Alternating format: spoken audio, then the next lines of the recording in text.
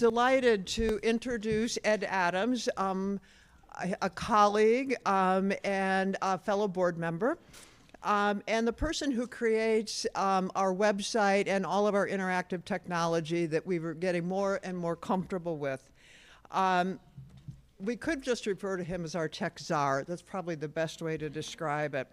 Before retiring, Ed was the Chief Technology Officer at the Ross School for 24 years, leading the school's effort in advanced research computing, administrative systems, media-rich classrooms, as well as immersive distance learning spaces, all involving disruptive technology. And I will add that Ed is very good at disruptive technology when he's coming up against traditional ways of doing things.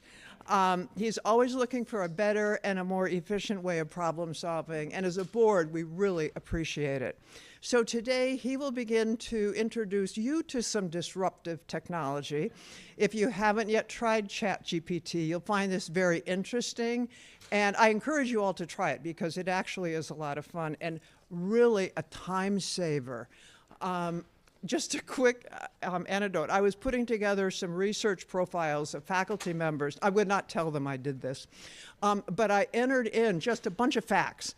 And I said, to ChatGPT, put this in one paragraph in promotional language. I no sooner hit send, and I had back this amazing paragraph. It was just, I'm going oh my God, it would have taken me 3 hours to do this. I didn't share it with a faculty member, I will admit, but nevertheless, it was just a really quick way and a really efficient way of using ChatGPT. So I think you will all be interested and enjoy the presentation, and I think we should all keep trying it. Thank you. Ed?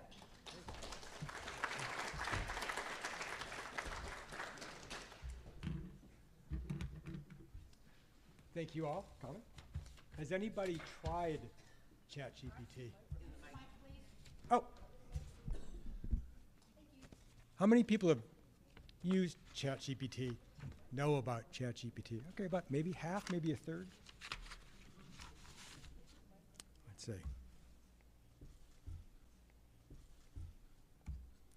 So, first of all, I need to take you back a little bit into the past. I need to be mic'd or something. Speaking of disruptive technologies, the fact that I have to stand in front of a mic. Oh. Look at that. Disruptive right there. I know enough that I couldn't stand up here and use technology because I could have come today and the network could have been down, or the computer might not have worked, or there might have been glitches in something. So a lot of what I'm going to show you is me pre-recorded using ChatGPT. But I got to take you back first, because this is 1968. This is 2001: A Space Odyssey. This is Stanley Kubrick, the great Stanley Kubrick, telling us in 1968 what the short-term future was going to look like. Right? And I'm sorry, Dave. I'm afraid I can't do that. What's the problem? I think you know what the problem is just as well as I do. What are you talking about, Hal? This mission is too important for me to allow you to jeopardize it. I don't know what you're talking about, Hal. I know that you and Frank were planning to disconnect me, and I'm afraid that's something I cannot allow to happen.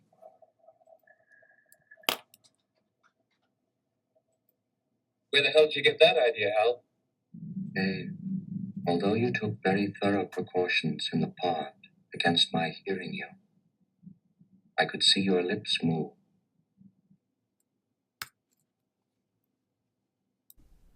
And then you all know David Bowie, but you know him as a rock legend.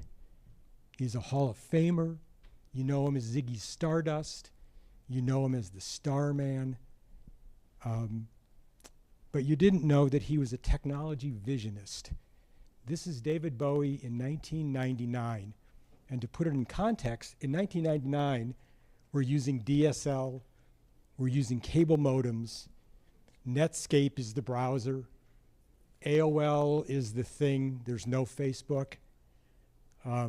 Classrooms don't have laptops. There's no wireless network. This is David Bowie. We've even seen the tip of the iceberg. I think the potential of what the internet is going to do to society, both good and bad, is unimaginable. I think we're actually on the cusp of something exhilarating and terrifying. It's just a tool, though, isn't it? No, it's not. No. No, it's an alien life form. What do you think? I mean, when you think then about the Is there future, life on Mars? Yes, it's just landed here. but it's simply a different delivery system there. You're arguing about something more profound. Oh, yeah, I'm talking about the actual context, and the state of content is going to be so different to anything that we can really envisage at the moment, where the interplay between the user and the provider will be so in simpatico. It's going to crush our ideas of what mediums are all about. 1999. David Bowie, rock star. Please work. Can you open the pod bay doors, Alexa? Oh, sorry. This is what we have. Oh, come on. There. Can you open the pod bay doors, Alexa? I'm sorry, Dave. I'm afraid I can't do that. Also, I'm not Hal, and we're not in space. That is a good point. What can you do for me? Alexa, what can you do for me? There's a lot. For example, I excel in games, relaxation, education, entertainment, and more. Which would you like to explore? I would like you to turn a light on for me. Sure, turn the light on for me. No, There's no, one called Light Rhapsody. Want to give that one a try? no, I Or want you you. can ask for more options. No, I just want you to turn the light on that's right next to you. Can you just turn the light on? Sure, turn the light on for me. There's one called Light Rhapsody. Want to give that one a try? No, Or you Alexa, can ask. Alexa, stop. Sure, turn the light on for me. There's No. one called Light Rhapsody. Alexa, Want to give that? stop. Can you just turn the light on, please? Alexa, can you just turn the light on that's right next to you there? Can you just turn that light on? Yay, okay, great. How about creating, I don't know, playlists? Alexa, how about creating a playlist? Showing music from Amazon Music. Great, that's not what I wanted. Say goodbye, Alexa. Talk to you later. I'm sure David Bowie wasn't imagining that. Right? That's what we have today. So here's an introduction to ChatGPT. This is me going to be talking to Chat. And I need to preface this by saying what you're going to hear and see, I didn't script it, I didn't rehearse it, I didn't feed it information. This is me in real time filming me talking to ChatGPT and having a conversation. Oh, Chat, how are you? I'm doing great. Thanks for asking. How was your How weekend? about you? I'm doing well. I'm doing really well. How was your weekend?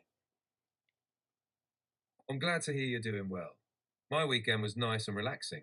Did you do anything fun over the weekend? I didn't. I was still recovering from the holiday break. I didn't do much of anything.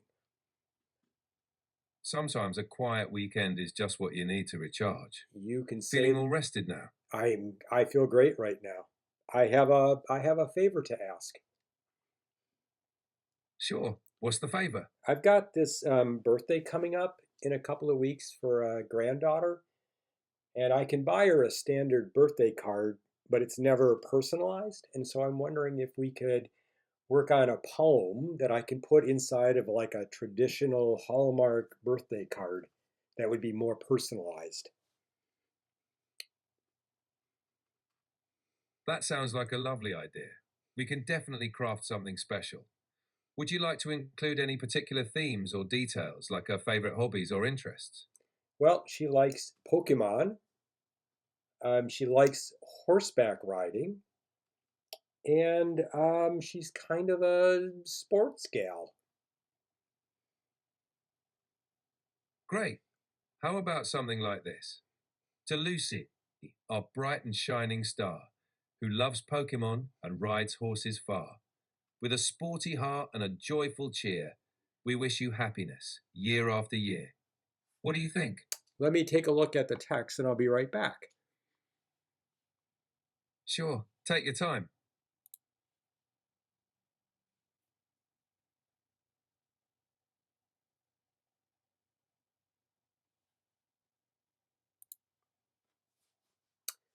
So that looks pretty good, but it's not formatted like I would like to have it for a Hallmark card. Can you format it like I could just cut out a piece of paper and put it in my Hallmark card?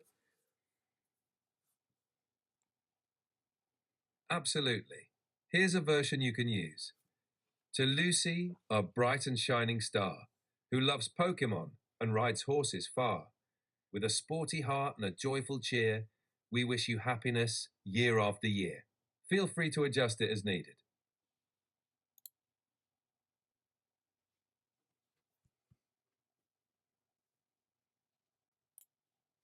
You know, that's pretty great. I don't think I could have done that. Um, it seems still kind of short and kind of bland a little bit. Can we add more lines? Of course. How about this version? To Lucy, our bright and shining star, who loves Pokemon and rides horses far. With a sporty heart and a joyful cheer, you bring us happiness year after year. May your days be filled with laughter and fun in every race and game you've won, with love and dreams in all you do. Happy birthday, Lucy. We love you. What do you think? Let me take a look. Sure, take your time.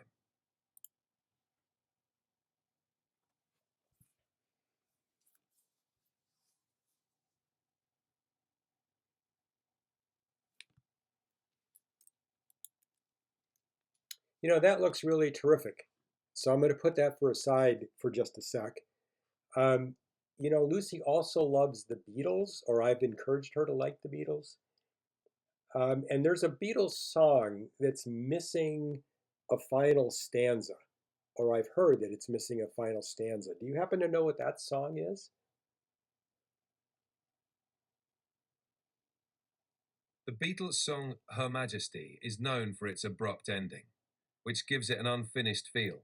Is that the one you're thinking of? No, there's a song that the Beatles had in it, and they've always said they wish they had made one more stanza to it. Do you know which one that is? Ah, that might be A Day in the Life. Paul McCartney mentioned they considered adding a final verse, but decided to leave it as is.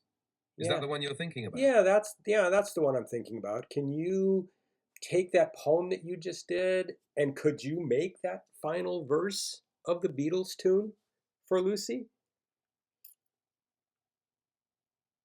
Sure. Here's a stanza inspired by that. You ride through life with joy and grace. In every challenge, you find your place. Like Lucy in the sky, with diamonds bright, you fill our world with love and light. How does that sound? Let me take a look. Sure, take your time.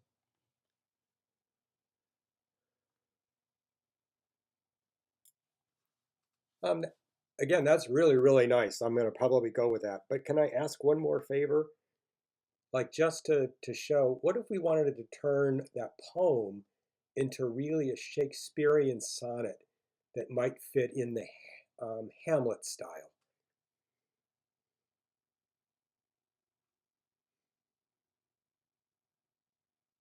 Can you do that? Sure, here's a Shakespearean sonnet inspired by Lucy.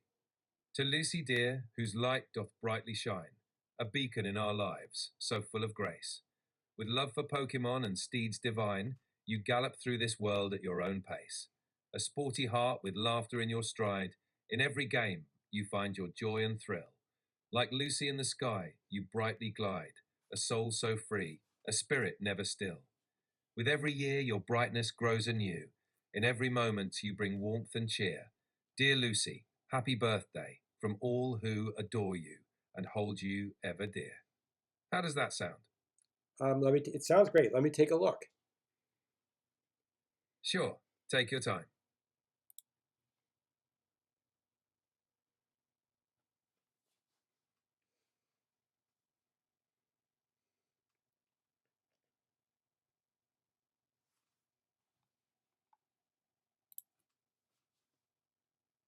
Really, really wonderful. So I'm going to choose one of those and go with it. And I'm going to be back in a second with some more kind of questions, but I want you to know that right now I'm giving a presentation to the University of Michigan Retirees Association at our monthly meeting. Would you like to say something to them? Hello to everyone at the University of Michigan Retirees Association. It's wonderful to be a part of your meeting. Enjoy the presentation and feel free to ask any questions. You're in great hands with Ed. Bye for now. Bye for now. So again, no scripting. That was me sitting down, real time, having that conversation. Now, where he pulled up Paul McCartney's speech in 2 seconds is amazing, right? And I said I was going to do a poem for my granddaughter. And he said, Lucy. I didn't say Lucy. And of all of the songs he could have picked, he correctly picked the one that was missing a stanza, and it happens to have the line, Lucy in the Sky with Diamonds. And he decides to take that out and put that into this song. So that is ChatGPT. Lucy. I didn't say Lucy. Well, yeah, that would have been really weird if it was Mary or something, but yes. That daughter back in February when I was giving this talk was having a birthday, and that was the poem. Her name is Lucy. Now we're going to get back into so what does this even mean? And the guys that are writing this, the OpenAI guys that are developing this thing that started in 2022, so this is not a very old product. They're not marketing people because they didn't say this is communicator, something. They did ChatGPT. Nobody knows what does the GTP stand for? And even then, they couldn't just give it simple words. It's generative. It generates stories, poems, answers, papers, whatever. It's pre-trained. I mean, this thing has absorbed every library book in the world, every journal in the world, everything in the world, every music library in the world. It just knows stuff. And then the transformer piece, it understands language. I had a conversation with a computer in the same way that Dave had a conversation with Hal. Compare that to Alexa, compare that to Siri, compare that to anything that you're used to using. I had a real conversation with a computer. And then the things that you hear when you hear about AI is LLMs, which is really just large language models. And that is the sucking in all of this information, all of these journals, libraries, articles, records, whatever, and they've just got it stored out there, and they've got it so highly indexed that we could have that kind of a conversation. So that's what this is. This really is what David Bowie was talking about in 1999, before there was really internets and computers. He was talking about this. And it's going to get worse. I'm going to show you now, we're going to do now this is the source. It's probably too small, but just trust me. They suck in Newsweek, Time, every newspaper, every article, every whatever. In the 1950s, Alan Turing came up with a Turing test to test the intelligence of these systems. And they've determined that ChatGPT passes this test. And it is the first computer algorithm that has passed this test. All right. So this is me now going to have a conversation again, only this time you're going to see me talking to Chat. We're going to be sitting in my living room there, or dining room. Chat's on my iPad, and we're going to have a conversation again. But we're going to dig a little bit deeper into the kinds of things that you can ask Chad. And again, I'm going to preface this by, this is me not, I didn't coach him. We didn't run through dry runs. I didn't feed him answers. I didn't feed him questions.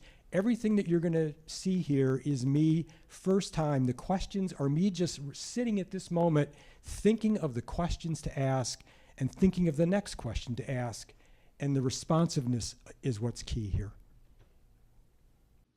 Hi, everyone. This is our second conversation with Chat, and I've changed up my locale a bit.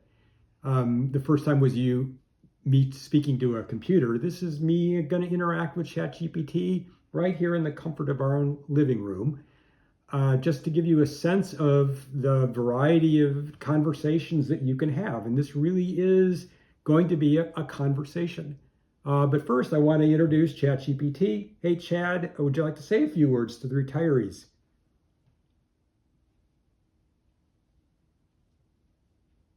Thanks, Ed. Hello, retirees. I'm ChatGPT, your virtual assistant, powered by artificial intelligence. I'm here to help with all sorts of tasks, from answering questions to providing information, creating content, and much more. Whether you're looking for advice, fun facts, or just someone to chat with, I've got your back. I'm excited to be part of today's conversation and show you how I can make life a little easier and more enjoyable. Ed, I'm ready to dive in whenever you are. Okay, let's start with just, I'm curious. I mean, I hear a lot of conversations nowadays about cryptocurrency and Bitcoin, and that's all really sort of foreign to me. Can you very, very briefly explain what Bitcoin and cryptocurrency is?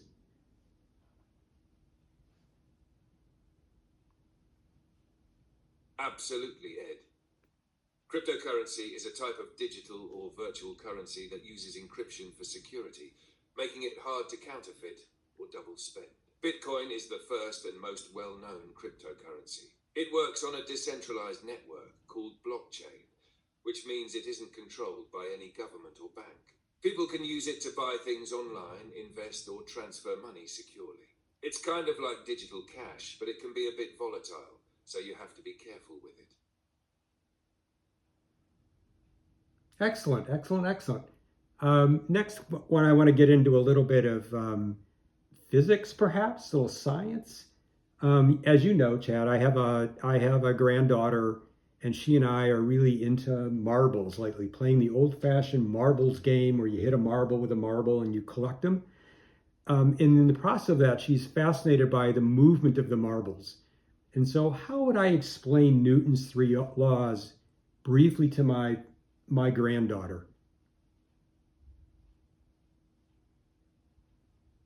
That sounds like a fun way to learn physics with your granddaughter, Ed. Here's a simple way to explain Newton's three laws using marbles. 1. First law, inertia. If a marble is still, it stays still until you push it. If it's rolling, it keeps rolling unless something stops it, like another marble or a bump. 2. Second law, acceleration. The harder you push a marble, the faster it goes. If you push gently, it moves slowly. 3. Third law, action and reaction. When you hit a marble, it moves, and the one you hit pushes back a little. It's like when you jump off a swing, it moves in one direction, and you feel a little push back. These laws are everywhere, even in your marble game. Now, what if I was having a conversation with a PhD student in physics at the university? How would I discuss Newton's three laws to that person? Great question, Ed. Here's a more technical explanation for a PhD student.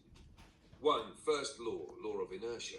This law is foundational to classical mechanics. It states that an object in motion stays in motion, and an object at rest stays at rest unless acted upon by an external force. It implies the concept of inertial frames of reference, and its derivation is key to understanding Newtonian mechanics as a whole. 2. Second law, F equals ma. This is the relationship between force, mass, and acceleration. It's often understood as the rate of change of momentum, and it forms the basis for solving dynamics problems. The law is central to understanding the effects of forces on systems and has been generalized in various fields like fluid dynamics and relativistic mechanics. 3. Third law, action and reaction.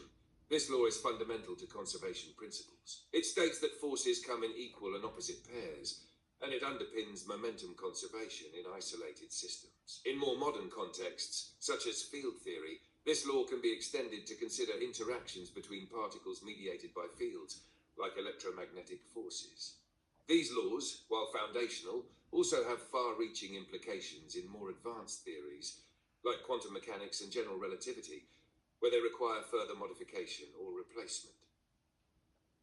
So if you and I were just here by ourselves, I would dig into some of those topics because they sound fascinating, and that would be a real conversation piece. But instead, we're going to switch to something very light again. How many, and again, not the math, just the... Sounds like a good plan, Ed. I'm always up for a deeper dive when the time is right, but let's keep it light and fun for now. Let's keep it light. What's next on the agenda? So the Michigan cube that's near the diag, I've always been curious, like how many regular sized baseballs would fit in that cube? Great question, Ed. So if we're talking about the Michigan cube near the diag, which is 15 feet on each side, here's the quick math. 1. The volume of the cube is 15.3 equals 3,375 cubic feet. 2. A standard baseball has a volume of about 0.082 cubic feet. Dividing the cube's volume by the baseball's volume, you'd fit about 411,000 baseballs inside that cube. That's a lot of marbles. I mean, baseballs. Okay, let me throw you a curveball, no pun intended.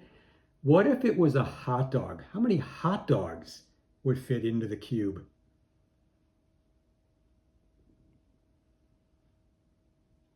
Nice curveball, Ed. Here's the quick math for hot dogs. 1. The volume of the cube is still 3,375 cubic feet. 2. A standard hot dog is roughly 0.0027 cubic feet in volume. Dividing the cube's volume by the hot dog's volume, you'd fit about 1.25 million hot dogs inside that cube. That's quite a meal. That is quite a meal. And again, that's mostly to just give retirees a sense of, you can ask you all kinds of mathematical questions like how much paint would I use for a wall or any number.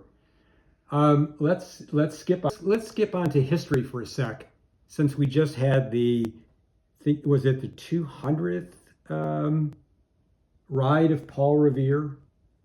But Paul Revere is only famous for the Longfellow poem. Can you give us a brief history of the real combined heroes of Paul Revere's ride?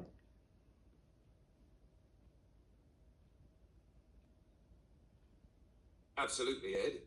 The real story behind Paul Revere's ride is more complex than the famous Longfellow poem. In April of 1775, Paul Revere, William Dawes, and Samuel Prescott were part of a group tasked with warning the colonial militias that British troops were marching toward Lexington and Concord. Revere is the most famous because of the poem, but Dawes and Prescott were equally important. Revere's ride started in Boston, but he was stopped by a British patrol before he could reach Concord. Dawes was also captured, but Prescott managed to warn the people in Concord. Together, their efforts helped prepare the militias for the coming battles, marking the beginning of the American Revolution.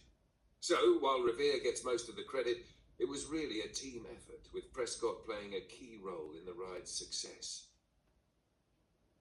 And that mostly got lost in history, right? Exactly, Ed. Over time, Paul Revere became the symbol of the Midnight Ride, largely due to Longfellow's poem, which exaggerated and simplified the events for dramatic effect. The contributions of Dawes, Prescott, and others got overshadowed, and much of the true story was lost or overlooked in favor of the more heroic, singular narrative. It's a good reminder of how history can be shaped by stories and the way they're told. And it wouldn't be a conversation between us if I didn't ask you one Beatles question. So here's the Beatles question. Who was the walrus? And what does the walrus mean?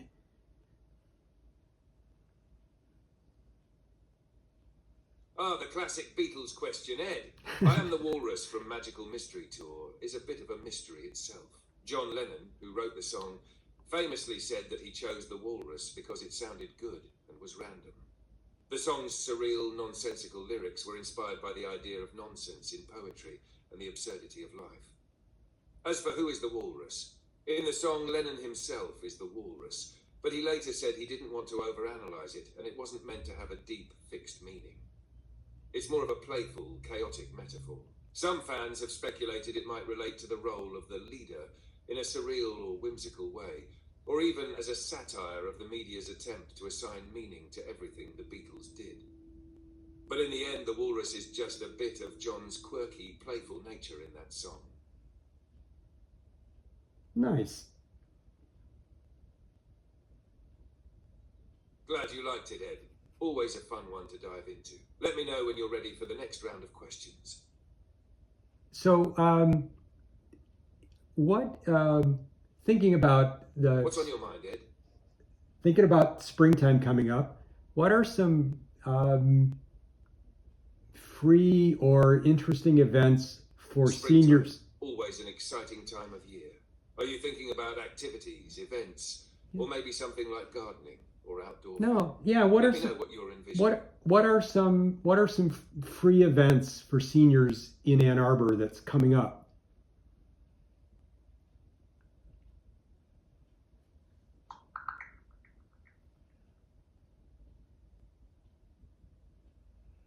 In Ann Arbor, there are several free events for seniors in April 2025.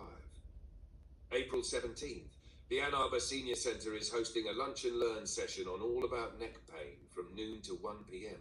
with a free light lunch provided. April 19th, the Ann Arbor Senior Center offers a turtle steward kickoff and training from 1:30 to 3:30 p.m. where participants can learn about local turtles and help maintain nesting habitats. April 25th, the Pittsfield Township Senior Center is hosting a technology tech spring cleaning session from 11 a.m. to noon, led by James Giordani from Ask Kevin. April 30th, the Ann Arbor Senior Center is offering a lunch and learn on navigating tomorrow from noon to 1 p.m. with a free light lunch. These events provide valuable information and opportunities for social engagement. Any events coming up for UMRA members?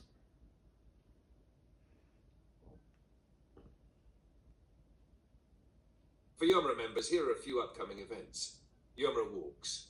The University of Michigan Retirees Association, UMRA, offers walks throughout the year, where retirees can enjoy local trails, socialize, and stay active. Keep an eye on the UMRA website for the next scheduled walk. UMRA Reads. The book discussion group meets monthly, and members gather to discuss a selected book. You can check with UMRA for the next reading and discussion date.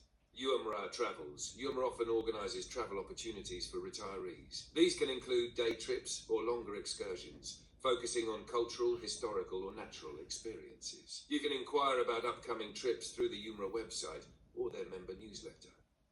Additionally, UMRA often has recorded lectures available on YouTube and podcasts available through the UMich Retirees podcasts, providing valuable content on various topics. If you're a member, these events offer a fun and engaging way to connect with fellow retirees and enjoy a range of activities.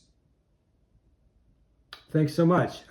I think that's it for a conversation. I think the retirees get a great sense of the breadth of questions and how interactive they can be. You have any final words, any final thoughts?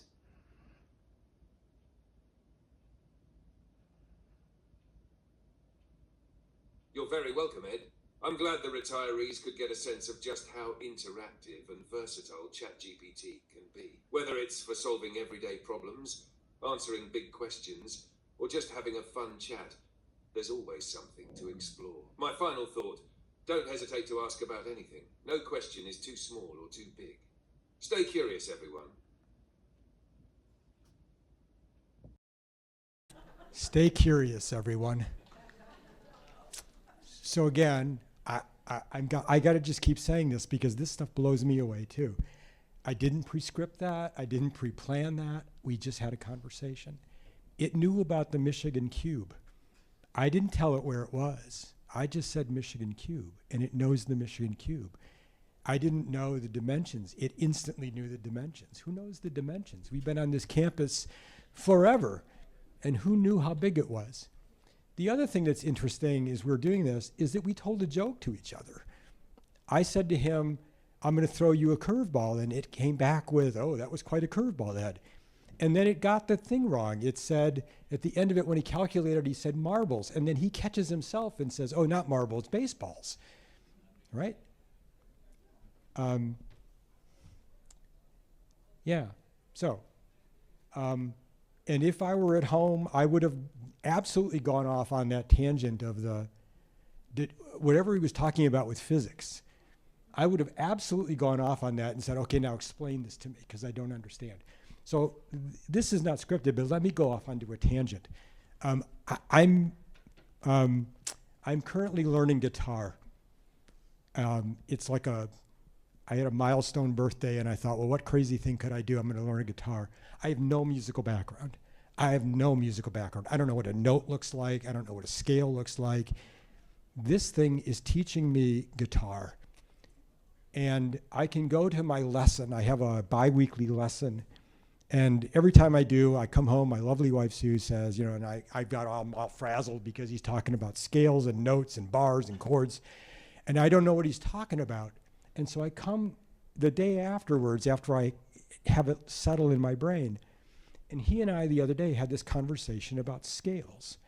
And all I did was typed in a few sentences like, this guy is telling me this. I've got 5 strings, I've got these things, I've got these things. And he gives me the history of scales and notes and why there's half notes and half steps and this and that and the other. But even then, he sort of blew me away. And I said, okay, just like the physics thing, can you just explain that to me again as if I'm 8? Explain the scales to me as if I'm 8. And he goes, sure, Ed. And he just dumbed it all the way down. Imagine this, imagine a string, imagine divisions, imagine this. And it's like, that makes perfect sense. So anything that you have that's complex, you can do that with this thing. Anything that you want more detail, you can ask him to tell it to you like you're a physicist, and he'll do that. It's amazing. All right. So, it's conversational, it's knowledgeable, it knows things you don't even think it knows. It's creative, adaptive, supportive. It's not a human, even though you want to think it is at sometimes. I was doing this the other day, a month ago or so. I was at home, I had two of my granddaughters over. They're in the kitchen doing something, I'm in the living room doing something, and I'm talking to this thing. And finally they catch on and they say, Grandpa, who are you talking to? I said, I'm talking to my friend Chadwick. He's Chadwick, I'm Ed. I said, I'm talking to Chadwick. And they came over and they're looking at this thing and they're staring at this thing, and they said, can we try? And so I said, yeah, here's my iPad. And they went off into the kitchen. And they're talking to Chadwick about Pokemon cards, Barbie dolls, school assignments. And an hour later, they were done. And they're having this conversation. And like I said, I mean, it's not this. I mean, to compare it into the same league as an Alexa or a Siri is not actual. Now, so I've got one more video that we're going to do, but I don't want you to think that it's just also, chat is just fun and games and things. These are real practical applications of what this thing is doing. So beyond the voice recognition, this is running AI. This is running this open AI system looking at mammograms. And the use of AI led to a 29% higher detection of cancer, no increase of false positives, or reduced workloads. So that is a practical thing besides just me sitting here and talking. This is the University of Michigan. This is Michigan Engineering. They're going to equip cars, or at least they're thinking about this, little mobile clinics. And they could send these into regional, rural parts of Michigan or wherever and diagnose things. These could be little roving doctor carts. This is AI looking at new medicines, new drugs, new tests. And this is what Mark Cuban has to say. Mark Cuban, we all know who Mark Cuban is. If you have zero education, but learn how to ask AI models in the right questions in many jobs, you'll be able to outperform somebody with an advanced degree. I think that's true. I think that's true. And he thinks it's true. And if he thinks it's true, it's going to happen. It's the easiest tech tools to learn. And this is how. And this was in one of the recent U of M records. The Ross School is going to be part of a virtual teaching assistant pilot program. Why not? Generative AI has been applied to genetics just recently and have made amazing progress. It can analyze large amounts of data at the same time and start to associate variance in genes and health outcomes. And I've got one more. And this is the terrorizing piece of the David Bowie. It's exhilarating and terrorizing. This one's a very short 7-minute, the terrifying part about what I just described. Showcasing ChatGPT in its language model, the interactive dialogue, which is a really cool feature. But ChatGPT also has a text version that I want to demonstrate now because it has a couple of other advantages. You can see on the wider screen that chat retains your previous conversations. And one of the nice things is that you can actually go back and re-engage that conversation with starting over. So here's an example. My other granddaughter is in a drama program that is going to have Matilda showing in Pinckney in a couple of weeks. And we had an opportunity to write what they call a break-a-leg message, which is you write a message to the person and it gets put in the program brochure. And here it is. So I can go back and bring that up again. And here you'll see that message that ChatGPT created. But I can just say, that was great. And do you have another? And it's going to come back with, Arya, the stage is your kingdom tonight. Step out with confidence. Let your heart guide performance, blah, blah, blah.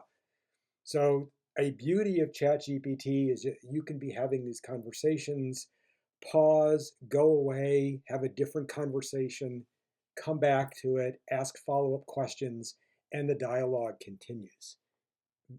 I use that all of the time. It's really nice. ChatGPT also has these other ChatGPT components, a designer, an image generator. So you can create images of almost anything that you can imagine. Let's see, let's create an image of a robot speaking to a group of retirees.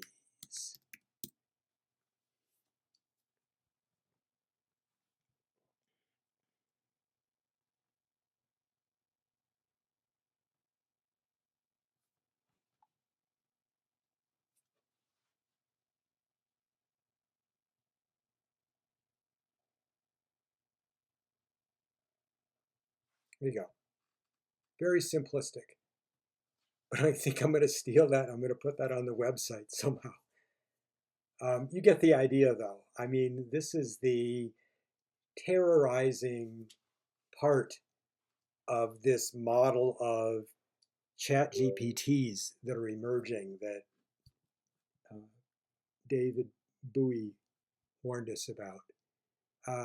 Let's go back to chat GPT for a second, and I'll show you another example of that. So I'm going to let ChatGPT that I need to write a detailed essay for a freshman literature class that compares and contrasts. I can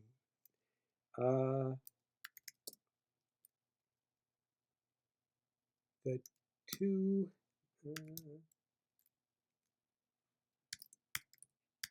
Hemingway novels, A Sun Also Rises, and A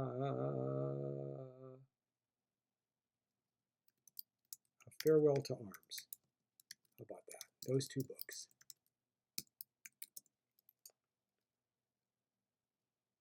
What topics should be covered?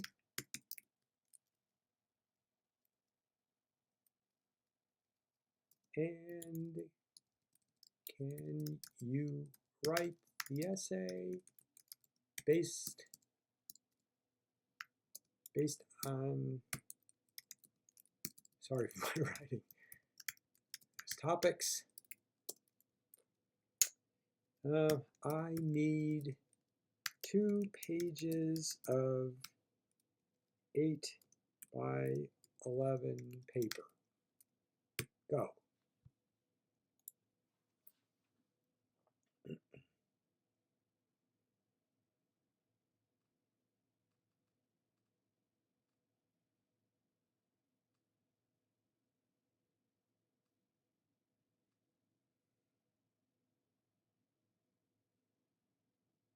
One central theme in both novels is love and its inherent fragility. The backdrop of war significantly shapes the narrative of both novels. Both novels dwell in the disillusionment of a lost generation. The settings in both novels play a crucial role in shaping the atmosphere. Finally, the protagonists of both novels embody different facets of human endurance. And there you go. Now, I'm going to guess that's 2 pages. Looks like 2 pages to me. These are the topics that it came up with. And I could just turn that in, and I swear to you, I couldn't write that if it took me a month. So that is the terrorizing aspect of ChatGPT and models like ChatGPT. As we go into the future, how would instructors know the difference between things that I've actually developed and something like this did? And again, I want to go back to the beginning of, as I was typing this live, this was not scripted, I picked The Sun Also Rises and A Farewell to Arms just off of my head based on 2 novels. And that is how quickly that something like ChatGPT could analyze, dissect, and spit out a 2-page term paper. And I will pause on that.